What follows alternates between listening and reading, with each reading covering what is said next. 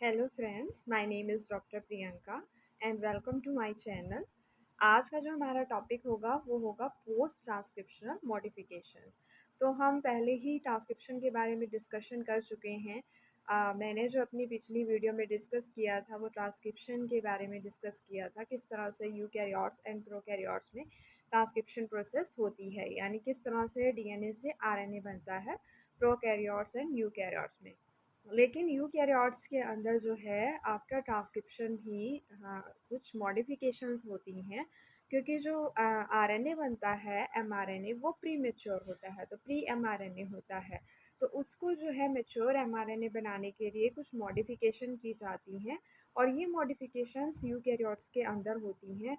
इन modifications के अंदर जो है इंक्लूड होता है, जैसे 5 प्राइम कैप लगती है, 3 प्राइम पे जो है पॉली ए टेल ऐड होती है, और इसके अलावा भी जो है स्प्लाइसिंग होती है, एडिटिंग होती है। तो ये सारी जो हैं पोस्ट ट्रांसक्रिप्शनल मॉडिफिकेशंस होती हैं। तो आज का जो हमारा टॉपिक रहेगा वो पोस्ट ट्रांसक्रिप्शनल मॉडिफिकेशन ही है, और हम ये डिफरेंट टाइप्स की जो भी मॉडिफिकेशंस हैं इनके बारे में डिस्कशन करेंगे। तो आइए आज का टॉपिक जो है स्टार्ट करते हैं। पोस्ट ट्रांसक्रिप्शनल मॉडिफिकेशन में क्या होता है, नाम से पता चल रहा है पोस्ट मतलब आफ्टर ट्रांसक्रिप्शन। तो यहाँ पे देखिए फिगर में जो दिखाया हुआ है वो ये है कि डीएनए है, डीएनए से हमारा जब आरएनए बनता है तो उस प्रोसेस को हम बोलते हैं transcription. And then after transcription जो है आरएनए जब बन गया देन हमारे पास कुछ मॉडिफिकेशंस होती हैं, और उन मॉडिफिकेशंस को बोला जाता है पोस्ट ट्रांसलेशन ट्रांसक्रिप्शनल मॉडिफिकेशंस। तो मतलब अभी जो मैंने बताया कि पॉली ए टेल एडिशन होगा, 5 प्राइम पे कैप लगेगी, स्प्लाइसिंग होगी, एडिटिंग होगी, ये सब क्या हैं, ये पोस्ट ट्रांसक्रिप्शनल मॉडिफिकेशंस में आते हैं। और इस तरह से जो आरएनए होता है उसको हम मॉडिफाइड आरएनए बोलते हैं। आफ्टर आरएनए जो है हमारे पास जब प्रोटीन बनता है तो इस प्रोसेस को बोला जाता है ट्रांसलेशन, यानी आरएनए टू प्रोटीन की सिंथेसिस वाली प्रोसेस को हम बोलते हैं ट्रांसलेशन। अब पोस्ट ट्रांसक्रिप्शनल जो मॉडिफिकेशंस हैं इसको हम और भी क्या बोल सकते हैं, को ट्रांसक्रिप्शनल मॉडिफिकेशन भी बोल सकते हैं। यहाँ पे होता क्या है कि जब हमारे पास आरएनए बनता है वो हमारे पास उसको बोलते हैं हम आरएनए प्राइमरी ट्रांसक्रिप्ट, क्योंकि वो मतलब मैच्योर आरएनए नहीं होता है।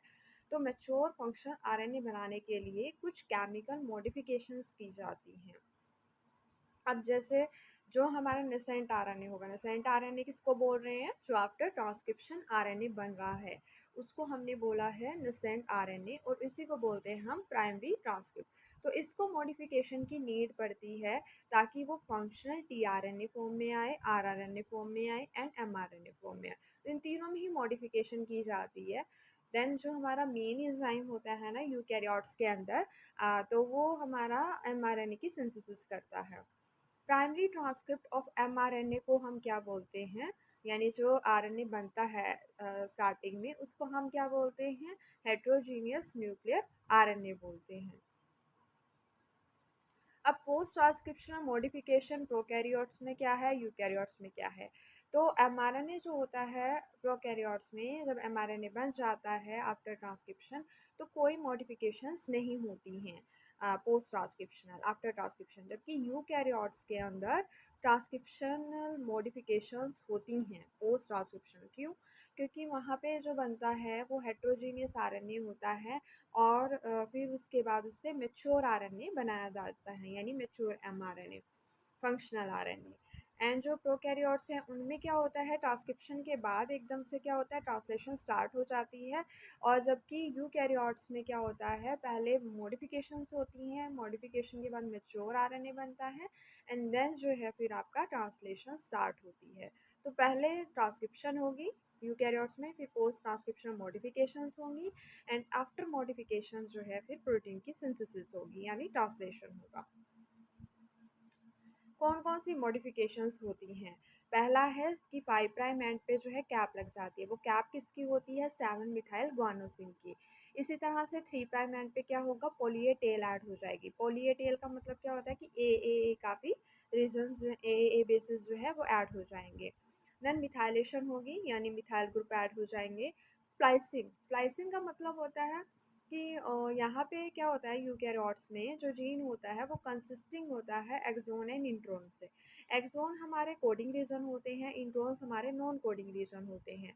तो जब हम नॉन कोडिंग रीजन है जो कि सिर्फ एक्सप्रेशन की रेगुलेशन में ही उनका रोल होता है और कोई फंक्शन नहीं होता है, तो उन्हें रिमूव कर दिया जाता है। इंट्रोन्स के रिमूवल को बोलते हैं स्प्लाइसिंग एंड एक्सोन्स क्या हो जाते हैं, ज्वाइंट हो जाते हैं टुगेदर। तो इस प्रोसेस को हम बोलते हैं स्प्लाइसिंग। फिफ्थ होता है alternative RNA processing and then होता है आरएनए एडिटिंग। तो ये जो सारी हैं ये पोस्ट ट्रांसक्रिप्शनल मॉडिफिकेशंस के टाइप्स हैं।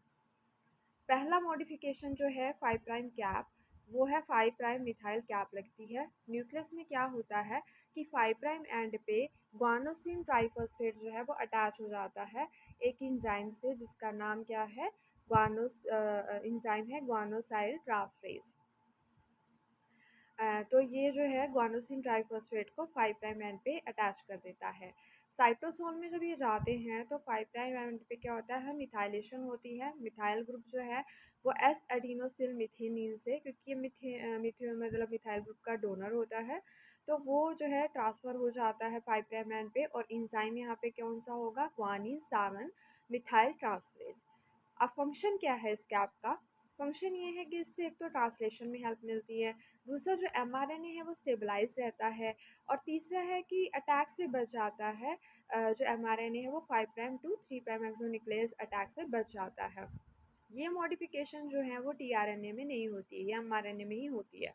तो फिगर में देखो क्या हो रहा है, 5 प्राइम एंड पे जो है मिथाइल ग्रुप अटैच हो गया है ग्वानोसिन के साथ में, एंड ट्राइफॉस्फेट ग्रुप लगा हुआ है। उसके बाद कोडिंग सीक्वेंस है, देन नॉन कोडिंग सीक्वेंस है। तो ये पूरा क्या है, आरएनए की कैप लग रही है। और पीछे जो दिखाया हुआ है वो पॉलीएडिनिलेशन हो रही है जो 3 प्राइम एंड पे होती है, कि ए जो बेसिस है एडेनिन बेसिस वो ऐड हो गए हैं। अब 3 प्राइम एंड पे पॉली ए टेल ऐड होगी, तो न्यूक्लियस में क्या होता है, पॉली ए टेल जो है वो 3 प्राइम एंड पे ऐड हो जाती है, किस एंजाइम की हेल्प से, पॉली एडिनिलाइट पॉलीमरेज एंजाइम की हेल्प से। कितनी लेंथ होगी इस ए की, अब हम रैंडम तो ऐड नहीं कर सकते, तो इसकी लेंथ जो रहती है वो 200 एडेनिन बेसिस को अप्रॉक्सीमेट जो है ऐड किया जाता है 3 प्राइम एंड पे। इसीलिए इसको पॉली ए टेल बोलते हैं, क्योंकि इसमें मल्टीपल्स जो हैं एडेनिन बेसिस को ऐड किया गया है। इसका फंक्शन क्या है, इसको जो है ऐड करने की क्या नीड हुई, तो इसके लिए ये है कि इससे इनिशिएशन जो है वो एफिशिएंट होती है प्रोटीन सिंथेसिस की, क्योंकि जब ट्रांसलेशन होती है तो ये क्या होगा, एफिशिएंटली इनिशिएट करेगा ट्रांसलेशन को। एमआरएनए को स्टेबलाइज करता है और पॉली ए टेल, और दूसरा है कि अटैक से बचाते हैं ये एक्सोन्यूक्लियस के, क्योंकि एंड से जो है ये क्या करेंगे, आरएनए या डीएनए को डिग्रेड करते हैं न्यूक्लियसेस, न्यूक्लिक एसिड पे ही अटैक करते हैं ना ये एंजाइम, तो इसीलिए ये इनके अटैक से बचा रहा होता है दोनों ही, चाहे 5 प्राइम एंड पे मॉडिफिकेशन हो रही है या 3 प्राइम एंड पे। देन आता है स्प्लाइसिंग। अभी मैंने बताया था कि एक्सोन क्या होते हैं, कोडिंग पोर्शन होते हैं, इंट्रोन्स क्या होते हैं, नॉन कोडिंग होते हैं। तो यहाँ पे क्या किया जाएगा कि रिमूवल जब हम कर देंगे इंट्रोन्स का, तो एक्सोन्स को ज्वाइन कर देंगे। और ये जो ज्वाइनिंग है ये कैसे की जा रही है, स्नप्स यहाँ पे बाइंड कर जाते हैं, ये प्रोटीन्स होते हैं, जिससे कि फिर एक्सोन्स ज्वाइन हो जाते हैं और करेक्ट अलाइनमेंट हो जाती है। अब अगर हम फिगर देखें तो देखो बीच बीच में क्या हो रहा है, पहले दो इंट्रॉन दिए हुए हैं, फर्स्ट इंट्रॉन है, देन बीच में एक्सोन है, फिर इंट्रॉन है। इन इंट्रॉन्स को हम क्या करते हैं, रिमूव कर देंगे, सिर्फ एक्सोन रह जाएगा। तो इस तरह से जब स्प्लाइसिंग होती है, क्योंकि पहले जो हमारा था वो प्राइमरी ट्रांसक्रिप्ट था, उसके अंदर एक्सोन भी थे, इंट्रॉन भी थे। अब इंट्रॉन को निकाल दिया स्लाइसिंग के थ्रू, तो बचा क्या, मैच्योर एमआरएनए। ये फिगर में भी यही दिखाया हुआ है, सेल्फ स्प्लाइसिंग इंट्रॉन्स में क्या हो रहा है, वो खुद से ही स्प्लाइसिंग कर रहे हैं, लेरिएट शेप स्ट्रक्चर बना देते हैं, और इस तरह से जो है स्प्लाइसिंग के थ्रू फिर क्या हो जाता है, आपका प्री जो प्राइमरी ट्रांसक्रिप्ट था उससे मैच्योर आरएनए बन जाता है। अब है कि सेल्फ स्प्लाइसिंग जो होता है उसके अंदर कुछ स्प्लाइसिंग की एक्टिविटी होती है, क्योंकि उसके अंदर राइबोजाइम एक्टिविटी होती है। राइबोजाइम क्या होता है, ऐसा आरएनए जिसके अंदर इंजाइमेटिक एक्टिविटी हो। देन स्प्लाइसियोसोम क्या होता है, स्प्लाइसियोसोम जो है वो स्प्लाइसिंग में हेल्प करता है। तो प्राइमरी जब ट्रांसक्रिप्ट होता है ना, तो उसके पास में कौन कौन से जो हैं प्रोटीन आते हैं, U1 आता है, U2 आता है, U4, 5 एंड 6, ये इन्वॉल्व होते हैं स्प्लाइसिंग में। इन सभी को क्या बोलते हैं, इन सभी के कॉम्बिनेशन को हम बोलते हैं स्प्लाइसियोसोम।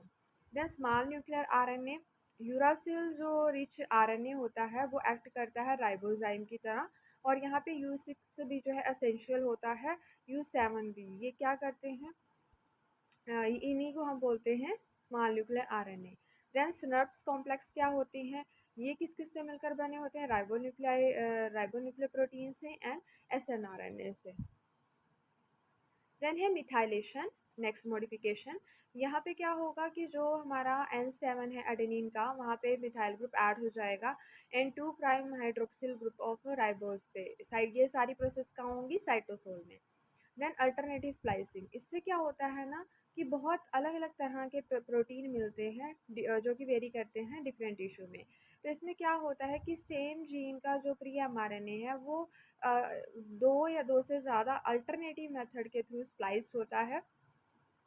तो इस तरह से क्या होता है, एक different combination of protein generate हो जाते हैं। नेक्स्ट जो मॉडिफिकेशन है वो है आरएनए एडिटिंग। आरएनए एडिटिंग का मतलब है कि यहाँ पे जो कोडिंग इंफॉर्मेशन है वो चेंज हो जाती है एमआरएनए लेवल पे। क्या कर दिया जाता है, कुछ बेसिस में केमिकल मॉडिफिकेशन कर दी जाती हैं, और इसी तरह से इसको मॉडिफिकेशन को हम क्या बोलते हैं, आरएनए एडिटिंग बोलते हैं। तो ये जो पूरा चैप्टर है, यहाँ पे टॉपिक है वो है पोस्ट ट्रांसक्रिप्शन मॉडिफिकेशन, वो भी यूकैरियोट्स में, क्योंकि प्रोकैरियोट्स में तो होती ही नहीं है, डायरेक्ट यहाँ पे ट्रांसलेशन हो जाती है ट्रांसक्रिप्शन के बाद। तो ये कंप्लीट हो जाता है। आई होप आपको मेरी ये वीडियो पसंद आई होगी, और अगर आपको पसंद आई है तो प्लीज़ लाइक एंड सब्सक्राइब कर दीजिएगा मेरे चैनल को, और ज़्यादा से ज़्यादा शेयर भी कर दीजिएगा। Thank you.